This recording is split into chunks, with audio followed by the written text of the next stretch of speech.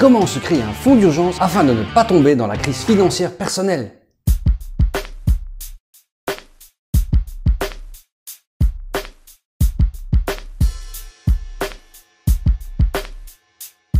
Bienvenue sur la chaîne Argent d'Or avec Olivier, chaîne où nous parlons d'investissement en tout genre, d'arnaques, de détails techniques et de façons de gagner de l'argent pour pas cher. Et n'oublie pas, si cette chaîne t'amuse, te divertit, te fait apprendre des choses, n'hésite pas, abonne-toi et clique sur la cloche, ça fera plaisir à tout le monde et ça fera bien monter la chaîne sur YouTube. N'oublie pas que si tu veux nous rejoindre, le lien Telegram est en dessous en description.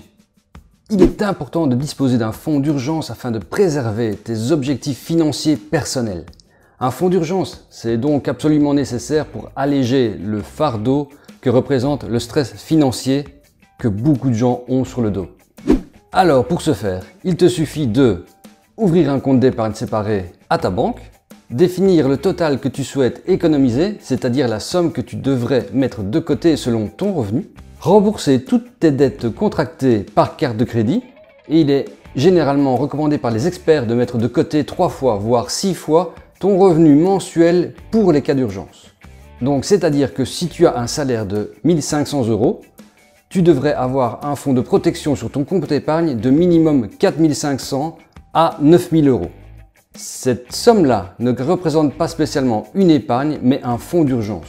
Un fonds d'urgence qui peut être nécessaire en cas de coup dur. Alors comment mettre en place un fonds d'urgence? Au lieu de mettre ton surplus d'argent dans une tirelire par exemple, ou quelque part où tu as accès facilement à ton argent, tu peux le mettre plus facilement sur un compte épargne, malgré que je sais que les intérêts ne sont vraiment pas extraordinaires, même en dessous de l'inflation, bien en dessous d'ailleurs. Mais si tu le laisses chez toi, dans une tirelire ou en dessous de ton oreiller ou n'importe où tu l'as sous la main, tu vas avoir tendance à le prendre et de plus, il ne sera pas sécurisé et de plus, il n'aura même pas les 0,11% que tu as sur ton compte épargne. Alors évidemment, ce compte-là doit être séparé totalement de ton compte à vue dans lequel tu vas chercher avec ta carte de banque pour dépenser ton argent, pour faire tes courses et pour vivre.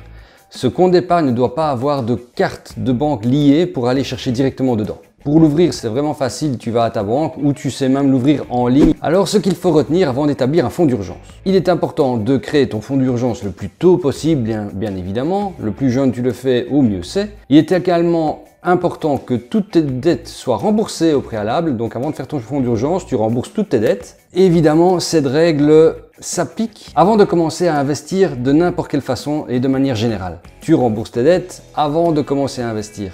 Le remboursement de ton découvert bancaire, donc de tes dettes, et le maintien de tes dépenses effectuées avec tes cartes de crédit, il faut les maintenir à un niveau sain et logique. C'est la première étape essentielle pour développer de bonnes habitudes financières. Alors, combien dois-tu économiser tous les mois? La première étape pour constituer ton fonds d'urgence consiste à calculer le montant que tu dois effectivement mettre de côté chaque mois après avoir reçu ton salaire, tes revenus ou tes rentes ou ce que tu reçois en fait, et t'assurer que tu peux encore payer tes factures et effectuer tous tes achats de première nécessité évidemment. Tu peux simplement noter le montant dans ton carnet ou un tableur Excel ou tout ce que tu veux qui est dédié à ton budget de la semaine. Et d'ailleurs, pour créer ton budget de la semaine, j'ai fait une vidéo que tu retrouves ici. Et en fonction du budget que tu disposes, tu peux ensuite décider du montant que tu souhaites mettre de côté sur ton compte épargne ou ton compte d'investissement d'urgence ou ce que tu veux. Donc par exemple 20% de ton budget mensuel, c'est déjà un début. Bien entendu, si tu es en mesure d'épargner plus, c'est encore mieux. Si tu sais mettre plus que 20%, alors vas-y. Et une fois que tu as déterminé le montant à verser chaque mois sur ton fonds d'urgence, alors assure-toi de mettre en place un virement automatique depuis ton compte bancaire sur lequel tu reçois ton salaire vers ton compte épargne le lendemain, voire le jour de paye, pour être sûr de mettre cet argent-là de côté et de ne pas y toucher. C'est d'ailleurs un des principes de Robert Kiyosaki qui nous a bien dit « paye-toi en premier ».